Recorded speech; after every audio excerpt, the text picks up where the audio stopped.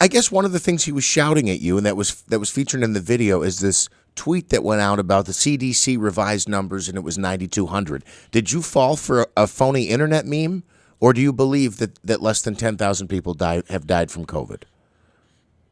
See, that's not what CDC said, and that's the reason that the tweet was taken down, is it was being twisted and smeared by the Brindisi campaign. What this was about was how many people died on what was on the birth certificate or death certificate that said they died of COVID virus. Period. We know that a lot of other people, 224,000 now, have died, and on their death certificates, it indicates their death, and it indicates that they died of the COVID virus. Not both. So of that, the CDC indicated a certain percentage had only COVID listed on their death certificate. That doesn't preclude that they could have died of even though they might have got killed in a car accident. Sometimes it was car accident and also tested positive for COVID. So there wasn't a conclusive result that person died of COVID or died of, traumatic brain injury or head injury because of a car accident. When we spoke with Claudia earlier, she said, somebody gets into a car accident, they had COVID, but they tested positive for it, but it had nothing to do with the car accident. They're labeled a COVID death. Is that true? So, no, that is not a true statement. And in fact, on the World Health Organization website, there is that particular example where somebody dies of a car accident, and the cause of death is listed, and I'm reading this right from the World Health Organization website, as hypovolemic shock, secondary to a blood vessel damage, secondary to motor vehicle accident.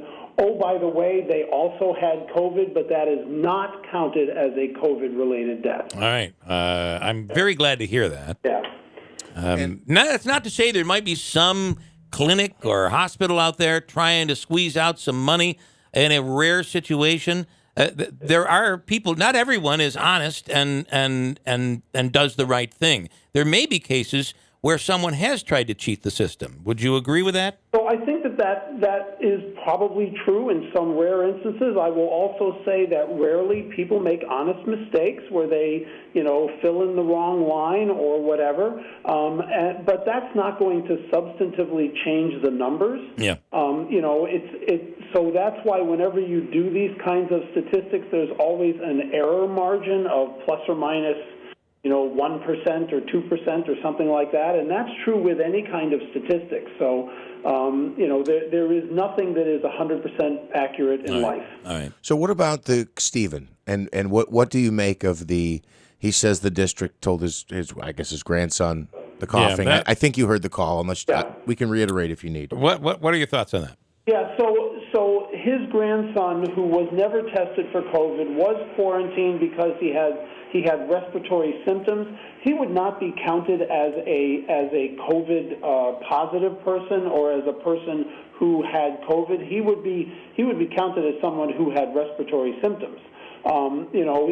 If he got tested, then we would know he was either COVID positive or COVID negative, and then he could actually be categorized within that realm. But given that, all we can say is that's a person that has respiratory symptoms. All right. Doc, even Crest didn't have 5 out of 5 dentists. That's true. So I just bought a tube of Crest, the old retro packaging and everything. It's really cool. It brings me back to my childhood. 4 out of 5, right? Yeah.